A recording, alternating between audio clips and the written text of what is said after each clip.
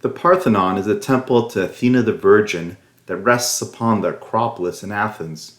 In this talk, our conversation will be limited to the exterior architecture of this iconic structure that took 16 years to construct, having been finally completed in 432 BCE. The interior layout, including the inner frieze, inner columns, the cella, treasury room, basically anything enclosed by the outer columns, will not be discussed.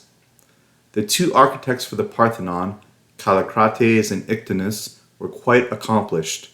Callicrates also designed the adjacent temple of Athena Nike on the Acropolis, while Ictinus was known for the Temple of Mysteries at Eleusis, which has since been destroyed.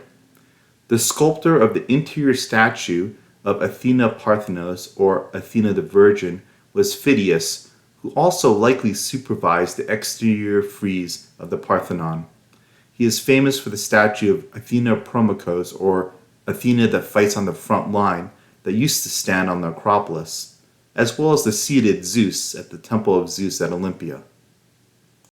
The base dimension of the Parthenon is approximately 101 feet wide and 228 feet long, with 8 fluted columns on the east and west facing sides, and 17 such columns on the north and south facing sides. Starting at the very bottom of the Parthenon, we see the multi-level platform called the Crepidoma. The stylobate is considered the floor of the temple, or the topmost level of the Crepidoma. Here we see the temple of Hephaestus in the nearby agora, with a very similar base, which is unsurprising since its construction was completed just a few decades after that of the Parthenon. The temple of Hephaestus, as well as other temples, will be shown throughout this talk to compare similarities in the general Athenian 5th century style, as well as contrast with other styles elsewhere in the Mediterranean. Resting directly upon the stylobate, we see fluted columns. It's important to note that there is no base for this column. The absence of a base will help us later in this talk when we discuss the Doric, Ionic, and Corinthian orders, or styles. The columns of the Parthenon ascend upwards, where they form a simple circular capital, which in turn supports a square cushion where the epistyle, or horizontal beam, rests. People talk about the Doric, Ionic, and Corinthian orders. They are referencing different styles that were present during the Greco-Roman period. Before discussing the different styles of columns, it should go without saying that the Greeks did not invent columns. One only need look at the great hypostyle hall at the Temple of Karnak in Egypt to understand that the Greeks likely borrowed many design elements from older civilizations. Although one can generalize that the Doric order preceded the Ionic, which preceded the Corinthian, the Doric style was still in use when the Corinthian was in its ascendancy, and elements of all of these styles were often used within a single structure. There was no rule that a building had to adhere to one order. The Doric, Ionic, and Corinthian orders go far beyond the appearance of the columns, even though I will only be providing the most distinguishing elements of the three orders as they relate to columns, for simplicity and time.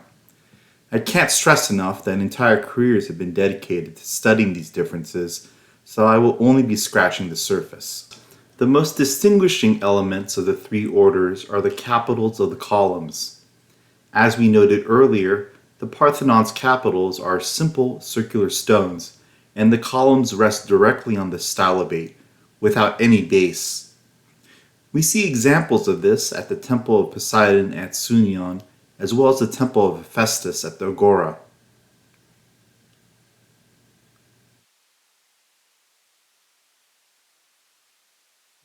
Both of these temples were built around the same time by the Athenians under the famous statesman Pericles. The Ionic order is notable for the change in the capital from a simple circular stone to volutes, or spiral scrolls. Here is a beautiful example in the south stairwell of the Stoa of Attalos, located in the ancient Agora of Athens. where you get to see it from a unique top-down view. The Ionic order also began to utilize a base rather than the column resting directly on the stylobate. The Erechtheum, standing directly north of the Parthenon, reveals Ionic columns with their spiral scroll capitals and circular base. Take a moment to compare the two columns from the Doric and Ionic orders.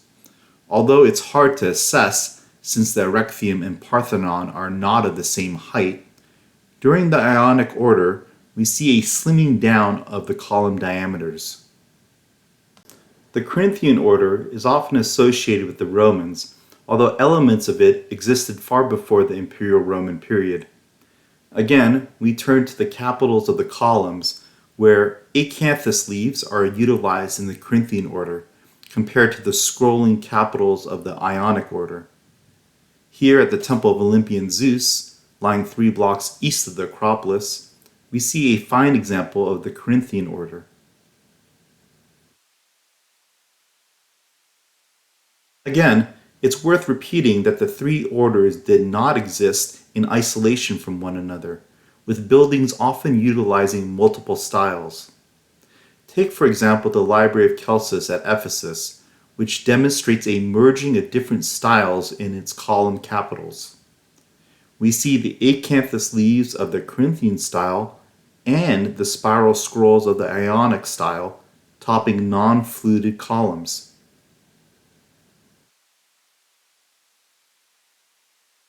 The Greco-Roman architectural influence can't be understated. It was so admired that other ancient peoples, such as the Nabateans of Petra, were willing to carve fake non-supporting columns or pilasters to grace their monuments. Here we have the monastery of Petra, with no less than a dozen pilasters carved out of the stone. Above the capitals of the columns of the Parthenon lies the horizontal entablature. The first horizontal block resting on the capitals is called the epistyle. The next horizontal section over the epistyle is the frieze. The frieze can further be divided into the triglyph, which are a grouping of 3 vertical channels, and the space framed by 2 sets of triglyphs called the metope, oftentimes containing carved pictorial panels. In this photo, we see a battle depiction in the metope between the centaurs and the lapiths during a mythical marriage feast where the centaur guests attempt to rape the human women and kidnap the bride after consuming too much wine. The decorative element is quite common.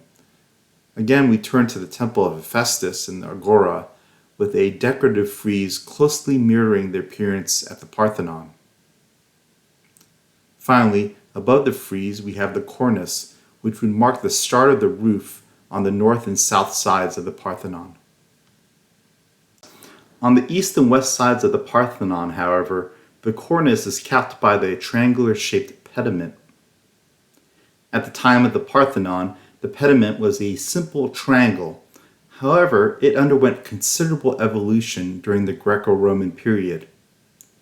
Here at the Library of Celsus in Ephesus, we see an example of a segmental or curved pediment, which is different from the triangular one of the Parthenon.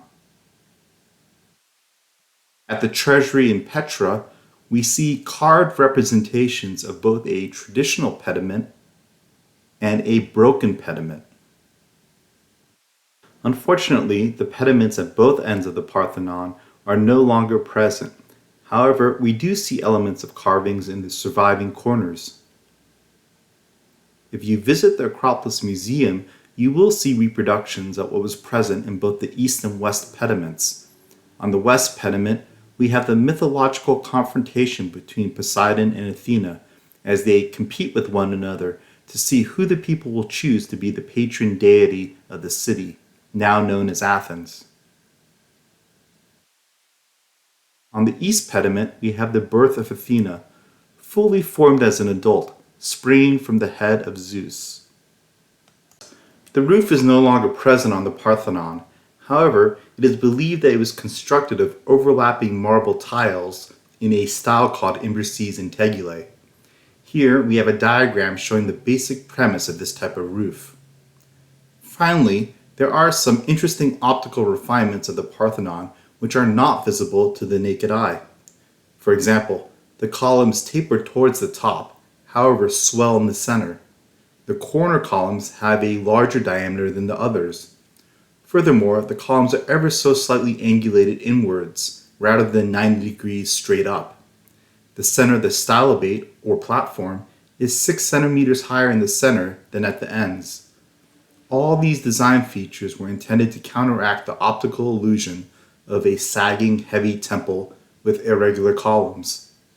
If you enjoyed this video, please like, comment, subscribe, and check out my other videos on Greece.